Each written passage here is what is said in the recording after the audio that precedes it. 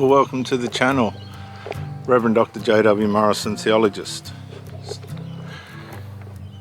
Central Coast, New South Wales, Australia. Yep, walking the dog. Come on, Hank. Good little dog. It's going all right.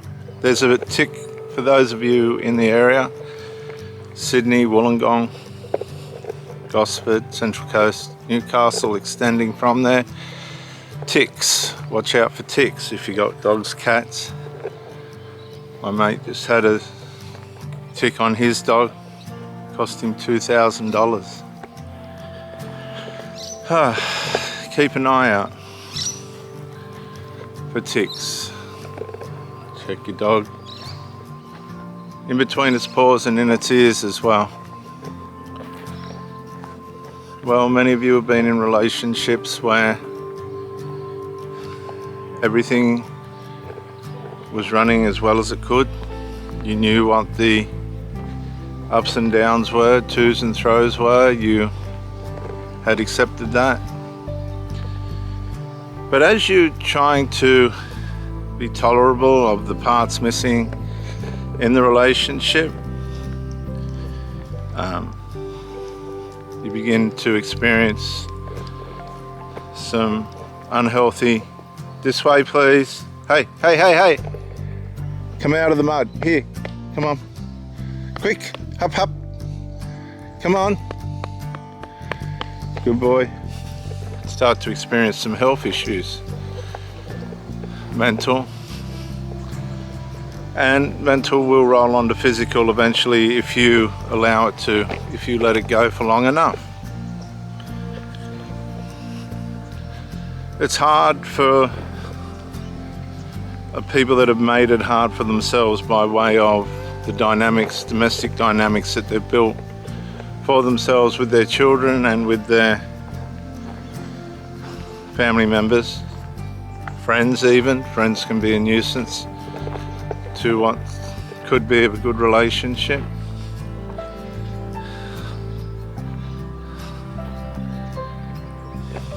Intrusion. Friend gets jealous of another friend having a boyfriend or girlfriend, or children are the big one, especially if they're reliant emotionally on their parents. And they won't be frightened to say, they won't be frightened to play up, make it difficult for the parent and for yourself. My advice is to just hop out of that situation before it escalates, because I've seen a lot of psychological damage happen to the people that are struggling with the shift in emotional attention. They don't handle the deficit coming out of what you're taking from the parent or the child. If it's a parent-child, parents can sulk over their children who have partners, and vice versa. And they'll feign sicknesses, they'll feign injuries, they'll feign problems, they'll cause problems, have problems. It's just, some will psychologically collapse. Their whole course of life will change. They'll start changing jobs, start losing jobs, lose their stability. I've seen young adult men do this over their mothers. They'll start harming and hurting themselves. They'll start threatening suicide. You'll see these female mothers panicking about the negligent decisions, that manipulative decisions that the son's making to exhibition himself in a way in which the parent will choose to make decisions around the negligent behaviour of the son or the daughter, etc. Children will feign and produce controlling and manipulative behaviours to get the parent where they want them, and the parent will to adult children as well. Hey! Now we've got a muddy dog. Come here, please. Quick. Come on. Come on. Now he's covered in mud. Silly dog. And that's what happens. If necessary to get a bath of the parent or child's attention, they will muddy themselves. They'll cause worry and panic, particularly old covert or overt covert narcissistic males and females. As they get older, they become more demanding, they become more uncertain of who's going to stay with them and who's not, how much attention they're going to get. My sister's a nurse and she said the rudeness in the hospital system by the patients now is completely unacceptable, and a lot of people are leaving the nursing industry. Consequentially,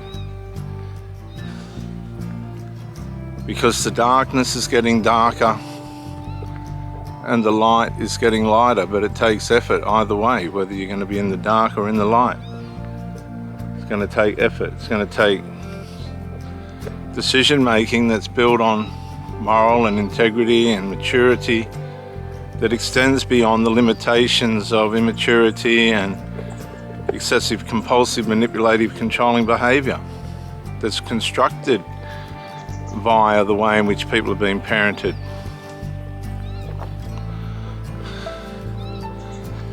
Manipulation and control's rife now in families, to the point where the children become the parent and the parent becomes the child. That's how bad it's become. How are you, mate? Nice day.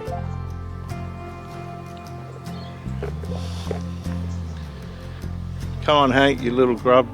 Come on, mate. People don't want you jumping all over them.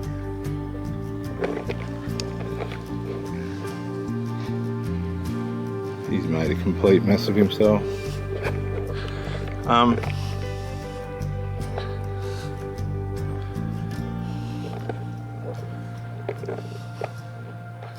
I think it's interesting how the Israeli army is and has to show video evidence of what they're finding with the get out with the terrorists,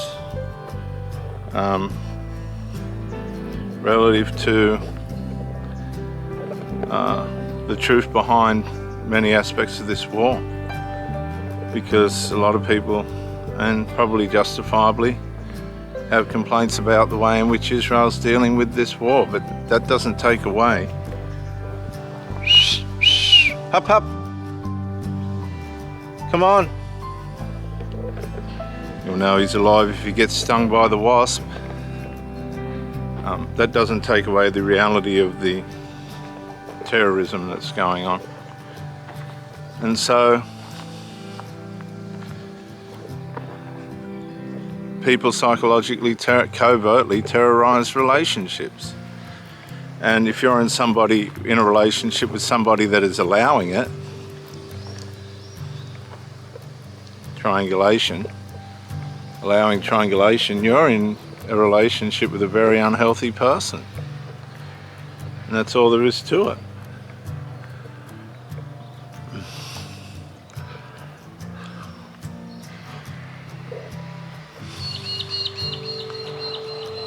And they will leave you in that situation, even though they're turning up and doing most of the right things. I've found that they'll leave you just sitting there starting to stew over things that could be resolved but haven't been. And this is where you've got to put self-care first, particularly if you're not married to this person. And I'm sorry, but even if you are, if it's become abusive and destructive and negligent, you see a lot of the negligence is covert. You don't know what's going on. Too many people don't have the discernment to realise that this person's losing their way.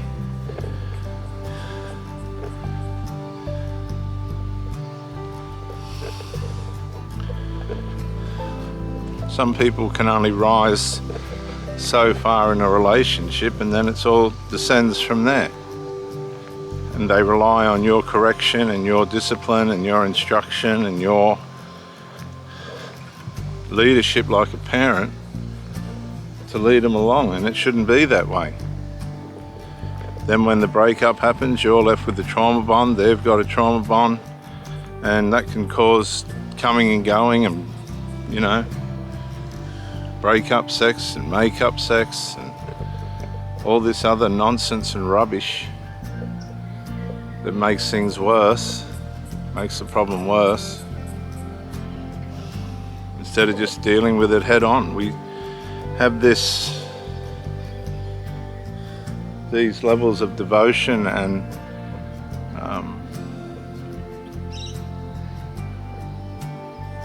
we have these levels of devotion and loyalty that are made up and shadowed out of the loyalty and devotions that are expected through marriage, and a lot of you people aren't even married. You're putting up with nonsense and garbage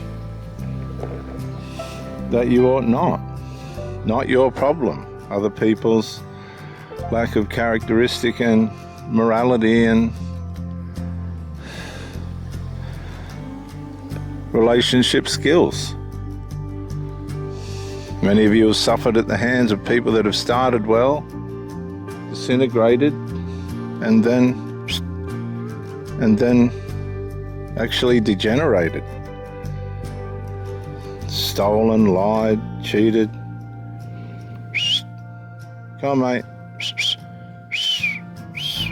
You're starting to like the water. Come on. Hi, how are you? Oh, I don't really want him to go in there. No, he went against, over there, he went against what I asked. Now he's got mud on him. They don't do what they're told. I'm just like, I've got to work, and he usually sits under my feet on the carpet. Yeah. I don't have time to clean him. Come on, Arch. I don't know. Quite having luck on the key. Yeah. Yours would be hard to clean too.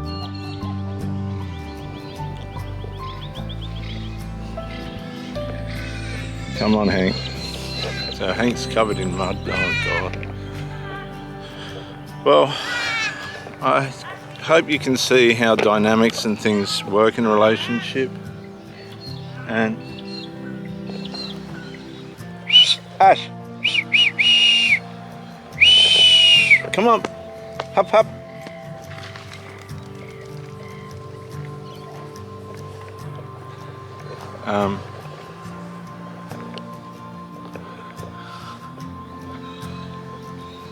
And you really can't judge too hard these people because it's the way they're formulated. It's a matter of whether you're going to be able to tolerate it or not. I've had women say to me, well, I've never seen my son or whatever behave like this before. It's rubbish. Usually it's the disgruntled mother driven out the father by assistance of the sons. And the fruit of that is the sons will hate men. I've had them openly say to me, we don't like middle-aged men. Well, you just dobbed in your mother and how she's raised you to be a fool. And consequently, that's exactly how these people behave, like fools. And they don't want to hear the truth. Gosh, no, that's going to cause too much self-reflection and self-introspection. If you reveal the truth on some of the domestic dynamics and formations that are going on out there, you can't blame people to get upset. You're undoing their whole fundamental structure. But there are people that see the light and go, I don't want to be a part of this family structure anymore. The black sheep.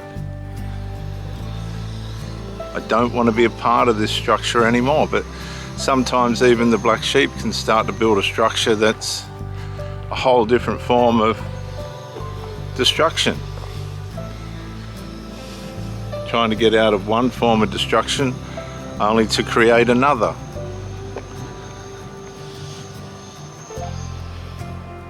And this is how consequential it all is. But the black sheep in other instances totally revolutionises the family, exposes it for what it is, and sometimes they turn around the whole group.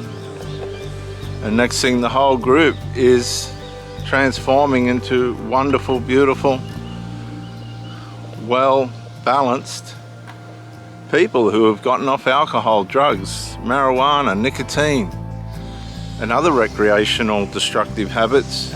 I've seen it over and over again, many times, just by one black sheep saying no more and revolutionising the whole family. The whole family's confronted with and it doesn't always happen. Some people end up estranged. But the black sheep can change everything for the whole group, for the whole family.